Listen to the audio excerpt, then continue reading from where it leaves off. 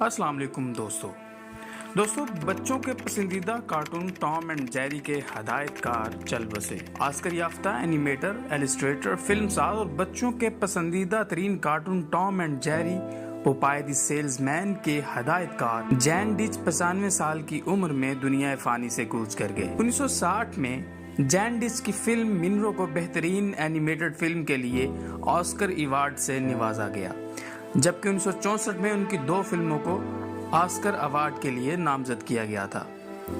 Jain Dutch نے بچوں کے پسندیدہ ترین کارٹون ٹام اینڈ جیری کی 13 قسطوں کی ہدایت کاری کی تھی، جبکہ انہوں نے مشہور کارٹون پوپائے دی سیلز مین کی بھی چند قسطوں کی ہدایت کاری کی۔ آسکر ایوارڈ یافتہ اینیمیٹر جین ڈچ کو 2004 میں دی ونسر میک کے ایوارڈ سے بھی نوازا گیا۔ ہم دعا گو ہیں کہ خدا جین ڈچ کی آنے والی منزلیں آسان فرمائے۔ ہمیں دیجیے اجازت، اللہ حافظ۔